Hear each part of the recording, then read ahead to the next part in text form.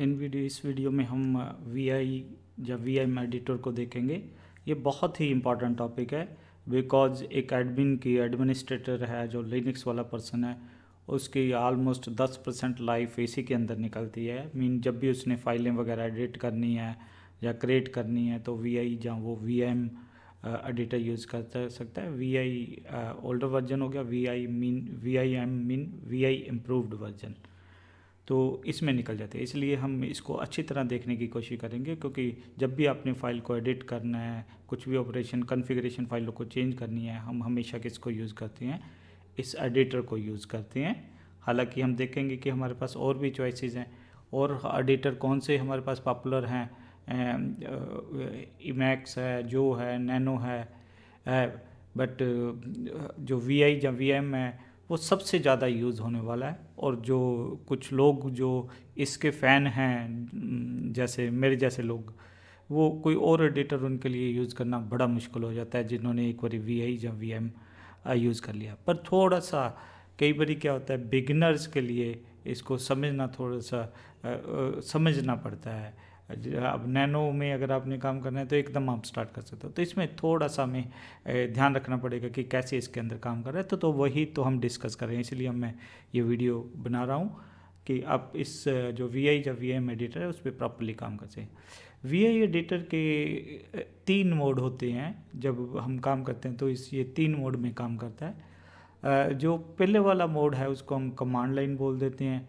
तो इसमें क्या करते हैं कि हम डिफरेंट जो कम्बिनेशन ऑफ कीज़ को यूज़ करते हैं, जैसे फ़ाइल को सेव करना, जहाँ कुछ मतलब अलग अलग हमने लाइन नंबर डिस्प्ले करने हैं, तो उसको हम क्या बोल देते हैं, कमांड लाइन बोल देते हैं। कई बार इसको ब्राउजिंग मोड भी बोल देते हैं। जब आप फाइल को ओपन करोगे, जिस फाइल को एडिट करना है, तो बाय डिफ़ॉल्ट वो किस में जाएगा, कमांड मोड में आएगा। कमांड मोड में आप लाइनों को कॉपी कर सकते हो, डिलीट कर सकते हो, रिप्लेस कर सकते हो वर्ड्स, कैरेक्टर्स वगैरह को, वो सारा कमांड मोड में होगा। और दूसरा इसका नाम क्या होता है, ब्राउजिंग मोड। इसको हम प्रैक्टिकली सारा कुछ करके देखेंगे साथ साथ।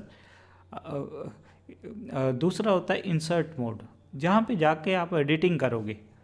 और इंसर्ट मोड में आने के लिए आप कोई भी जो है इनमें से जो छोटा आई या बड़ा आई, छोटा ए बड़ा ए, ओ या छोटा कीज़ प्रेस कर सकते हो। हम देखेंगे कि डिफरेंस क्या है। जब भी हम टाइप करेंगे इसमें, वो क्या हो जाएगा, फाइल में इंसर्ट हो जाएगा।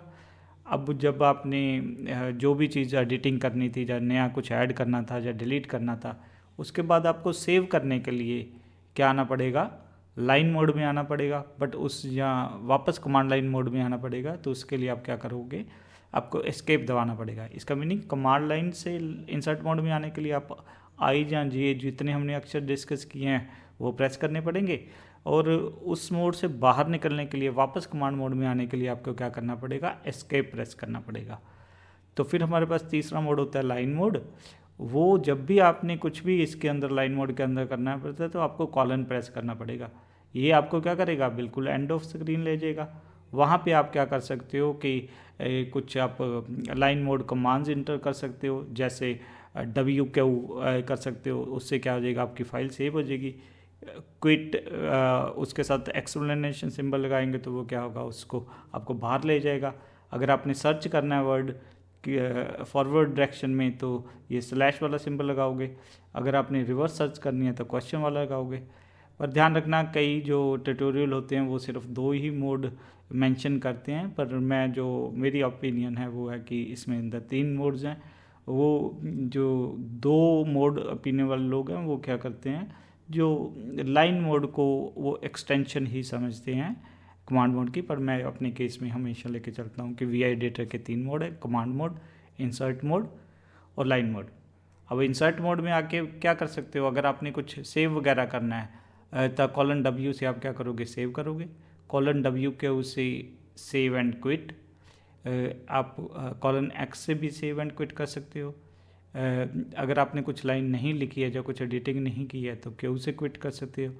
अगर क्विट विदाउट सेविंग करना है तो आपने क्या करना है, Q एक्सप्लेनेशन सिंबल लगाना है।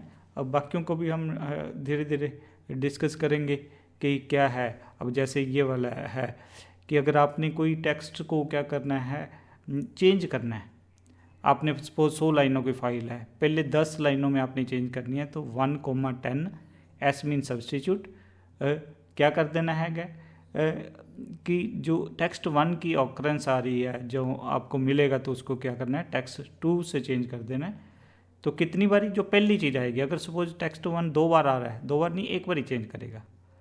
अगर हम percentage S text 1 text 2 minus जी लगा देंगे, तो वो जितनी भी ऑकरेंसेज होंगी टेक्स्ट 1 की, उसको टेक्स्ट 2 के साथ रिप्लेस कर देगा सारी लाइंस में। अगर हमने सिर्फ पहली ऑकरेंस करंट लाइन में करनी है, तो वो केला एस टेक्स्ट 1 की जगह टेक्स्ट 2 ये कर देनी है हमने।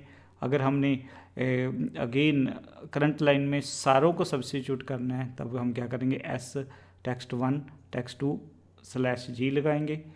अगर हमने लाइनों के नंबर डिस्प्ले करने हैं तो सेट नंबर, अगर लाइनों को वापस नंबर हटाने हैं तो हम क्या करेंगे, सेट नॉन करेंगे। तो पहले इसको थोड़ा सा प्रैक्टिकली करके देखते हैं, फिर आगे और देखेंगे और क्या ऑप्शंस हैं इसके अंदर।